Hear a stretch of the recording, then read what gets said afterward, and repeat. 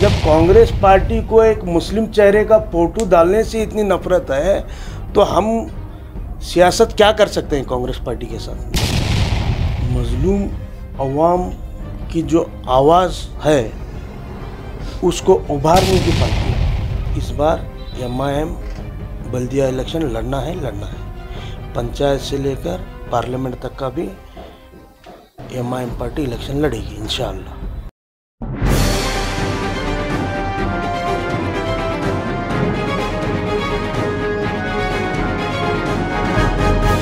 इत्तेहाद news को देखने से पहले सब्सक्राइब कीजिए हमारे चैनल को, लाइक कीजिए और बेल आइकॉन पर क्लिक कीजिएगा।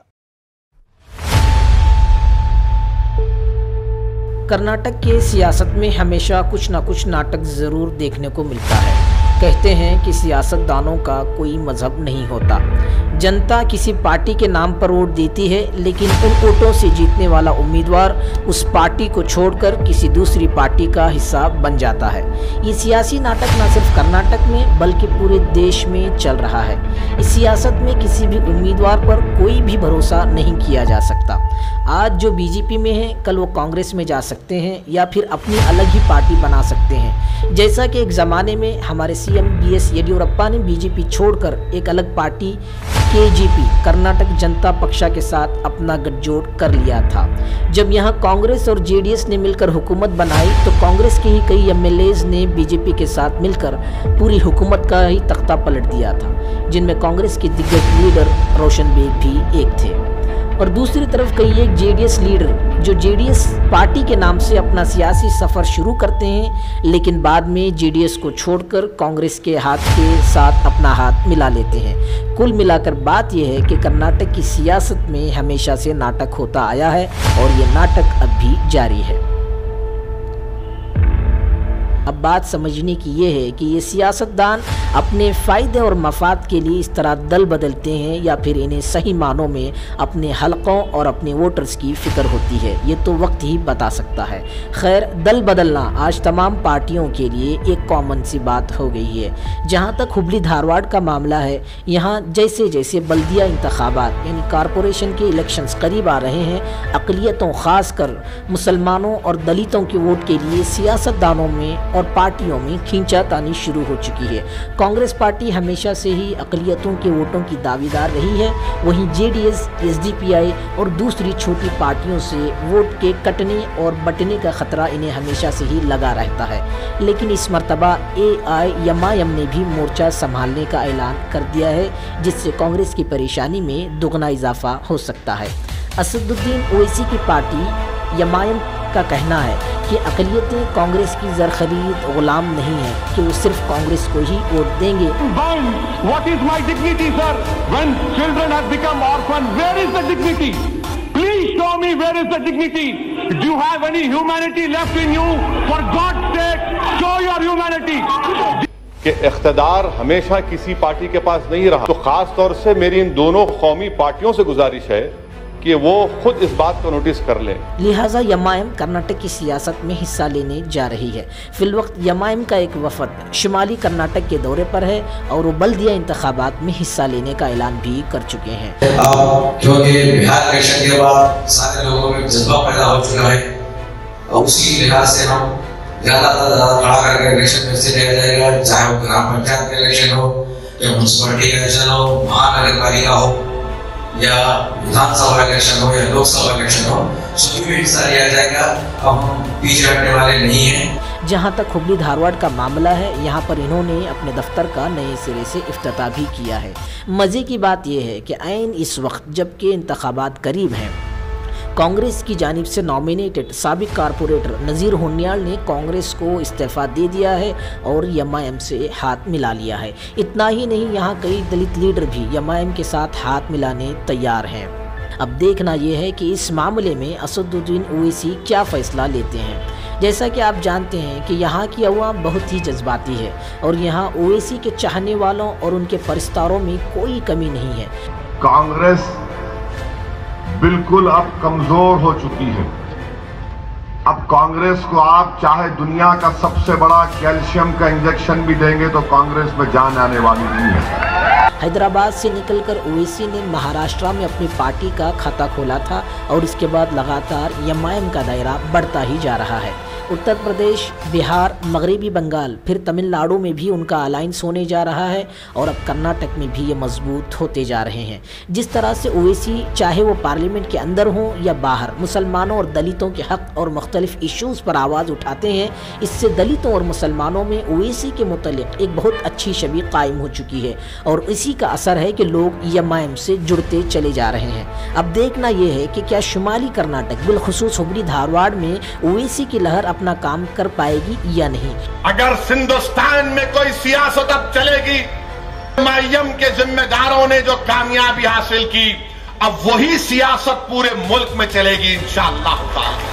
क्योंकि जहां ओवैसी की मकबूलियत में दिन ब दिन इजाफा होता जा रहा है और नौजवान ओवैसी की पार्टी एमआईएम से जुड़ने के लिए बेताब हैं, वहीं कांग्रेस अपना दम तोड़ती नजर आ रही है। जब कांग्रेस के ही लीडर कांग्रेस को खैराबाद कह रहे हैं और कांग्रेस उन्हें रोकने में नाकाम हो रही है, तो फिर यहाँ एमआईएम का मजबूत होना और लोगों का इसमें शामिल होना यकीनी बात है। आइए देखते हैं कांग्रेस को इस्तीफा देकर एमआईएम की कश्ती में सवार होने वाले नज़ीर होन्याल ने क्या कुछ कहा है। कांग्रेस में नहीं जान आने वाली है। कांग्रेस जो है अब नीचे जा रही है। अब कांग्रेस को कोई उठा नहीं सकता। तो बताइए, कांग्रेस को क्यों डूबती हुई कश्ती कह रहे हैं आप? कांग्रेस में तो कई मुस्लिम लीडर्स कांग्रेस का साथ छोड़ रहे हैं, क्योंकि बस मैं कर्नाटक रियासत की बात नहीं करना चाहता, सिर्फ हमारे हुबली धारवाड़ की बात करना चाहता हूँ। क्योंकि 2008 से मुसलमानों की सियासत ख़त्म होती हुई नज़र आ रही है। 2008 से पहले या 1980 पर 3 से लेकर 2008 तक मुसलमानों की सियासत चलते रही। माशाल्लाह हमारे इसमें कई कारपोरेटर्स थे, मेयर भी रह चुके, कई मुसलमान मेयर भी रह चुके, उसके बावजूद एमएलए थे, एमएलसी थे, मिनिस्टर भी बन गए। कई दफ़ा मुसलमानों ने मिनिस्ट्री भी की है। 2008 के बाद ये तबका अलग अलग ढंग से पीछे होता गया। मिसाल के तौर पर परसों मैं सीएम इब्राहिम साहब का बयान सुना। बाई इलेक्शन में जो पिछले मरतबा बाई इलेक्शन हुआ, वो बाई इलेक्शन में सीएम इब्राहिम साहब का कांग्रेसियों ने फोटो डालने से इनकार किया। क्यों इनकार किया? उनका बोलने का मकसद ये है कि सीएम इब्राहिम साहब एक मुस्लिम लीडर है।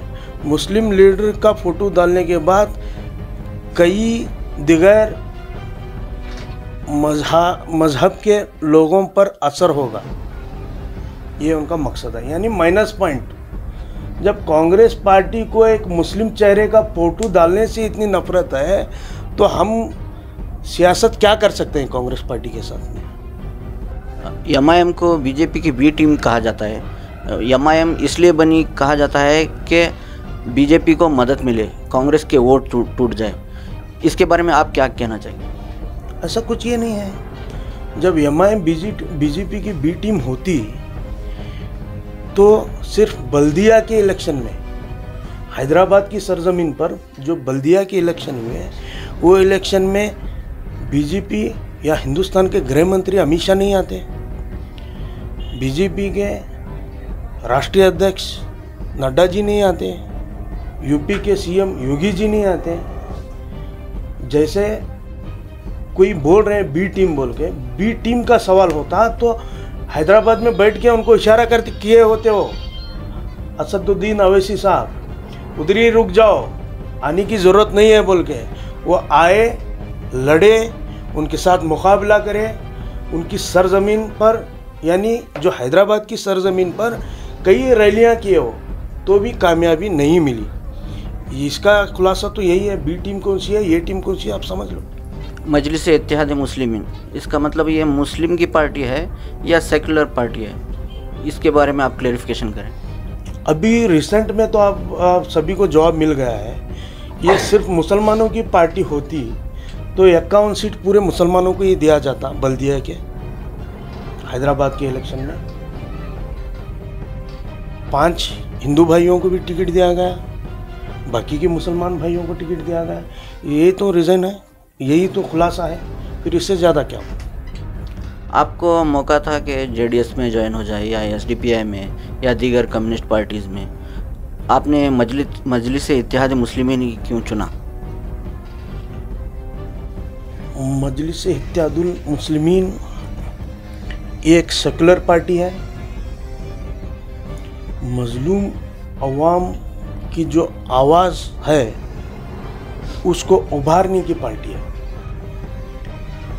ये मुसलमानों को, दलितों को, पिछड़े वर्ग के लोगों को लेकर चलने की पार्टी है। इसलिए मैं एमआईएम यानी मजलिस-ए-इत्तेहादुल मुस्लिमीन को चुना हूँ। अभी तो हमारा हौसला बहुत बुलंद है, इसीलिए तो पूरे देश में, बिहार में, बंगाल में हर जगह लड़ने की तो हमारे सदर साहब बात दे चुके हैं। इंशाल्लाह हर जगह लड़ेंगे हम इलेक्शन। तो हुबली के इलेक्शन से आपको क्या उम्मीदें हैं?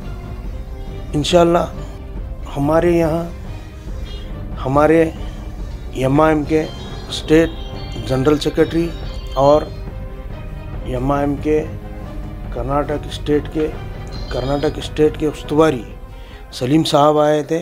उन्होंने हमारे एमआईएम के सभी मेंबरों को बुला के, कारकुन, हमारे इसमें कारकुन कहते हैं, एमआईएम कार्यकर्ता, कारकुन सभी को बुला के एक जगह जमा करके अलग अलग ढंग से गुलबर्गा, बीजापुर, रायचूर, हुबली, कई जगह, बेलगाम, कई जगह इन्होंने मीटिंग की है।